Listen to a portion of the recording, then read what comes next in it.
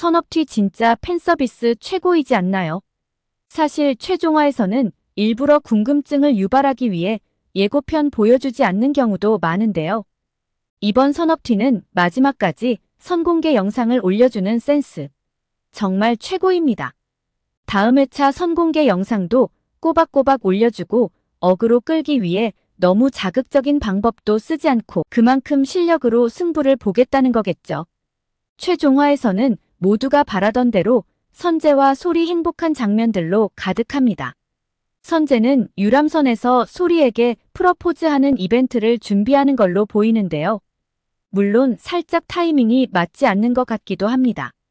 하지만 그 완벽하지 않음이 오히려 선재를 더 매력적이게 보이게 하지 않나 싶습니다. 예고편에서는 알콩달콩 침대 위에서 둘이 장난치는 모습을 볼 수 있는데요. 소리는 선재에게 우리 이러고 있으니 신혼부부 같지 않아? 라며 장난스럽게 얘기를 하죠. 하지만 선재는 너무 좋은 나머지 어찌할 바 몰라 입틀막을 하는 선재입니다. 이 시간 함께 하기까지 얼마나 오랜 시간이 걸렸나요? 선재는 매 순간 너무 행복해하는데요. 너무 좋고 행복한 나머지 소리를 안으며 우리 소리 없고 튀어버릴까?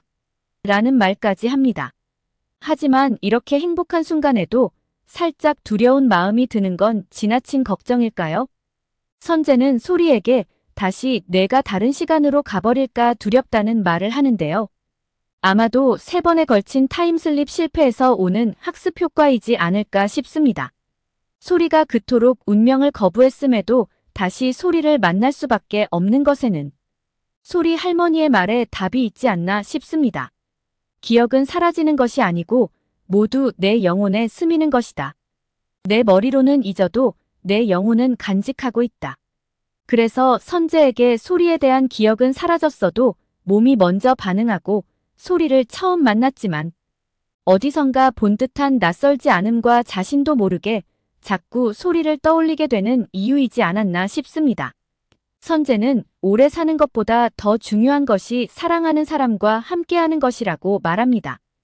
또한 자신은 그 어떤 시간 속에서 소리를 만나더라도 다시 소리를 사랑했을 거라고 말하는데요. 이것이야말로 진정 바꿀 수도 피할 수도 없는 운명이지 않을까 싶습니다. 그런데 아직 불안의 요소는 끝나지 않은 것 같습니다. 15화에서 사고로 김영수가 당연히 검거되지 않을까 예상을 했었는데요. 모두의 예상이 빗나가고 김영수의 도주가 계속 이어집니다. 그리고 도주하는 김영수의 뒤를 태성이가 머리에 피를 흘리며 힘겹게 쫓아가는 장면이 나오는데요. 그런데 그 장면을 보는 순간 태성이가 혹시 위험하지 않을까? 불안한 느낌이 든다면 기우일까요? 선재를 사고에서 구해주는 건 태성이일 거라는 건 예상되었던 일인데요.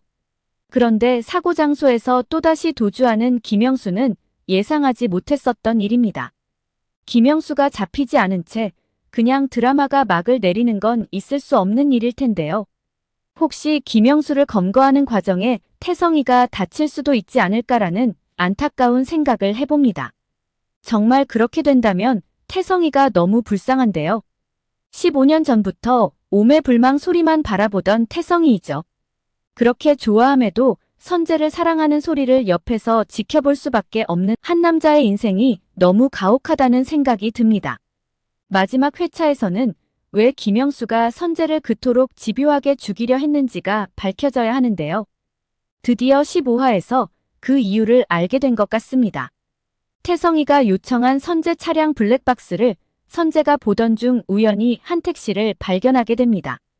그리고 지나가는 택시 안의 운전자 얼굴이 클로즈업 되는 순간 지금까지 모든 이유를 설명해주는 한 장면이 선재의 기억 속에 선명하게 떠오릅니다. 바로 주양 저수지 살인사건 피해자로 보이는 사람이 누군가에 의해 겁에 질려 질질 끌려가는 장면이죠.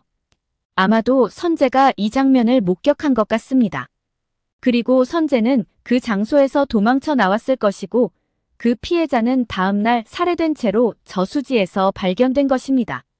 김영수는 선재의 얼굴을 선명하게 기억하고 있었기 때문에 자신의 얼굴을 기억하고 있는 선재를 그냥 둘 수가 없었던 것이죠. 그리고 선재를 죽여야 하는 상황에서 가장 쉽고 범죄자들이 흔히 쓰는 수법인 비열한 방법을 선택한 것으로 보입니다. 바로 선재의 가장 약한 고리인 소리를 선택한 것이죠. 그리고 소리를 인질로 선재를 유인하는데 매번 성공하며 3번의 타임슬립은 결국 실패로 끝난 것입니다. 처음부터 소리의 진단이 잘못되었던 것이 아닐까 생각해 봅니다. 중요한 건 남은 1회차 그 누구도 다치지 않고 모두 해피엔딩으로 끝나기를 바라봅니다. 단 한 사람 김영수를 제외하고 말이지요. 최종화를 앞둔 이 시점 중요한 건 정해진 불운한 운명을 극복했다는 것인데요. 피할 수도 바꿀 수도 없다면 그냥 받아들이고 부딪혀보는 건 어떨까요? 혼자서는 어려운 일도 누군가와 또는 사랑하는 사람과 함께라면 극복할 수도 있지 않을까 생각해봅니다. 오늘 영상은 여기까지입니다. 구독, 좋아요는 제게 큰 힘이 됩니다.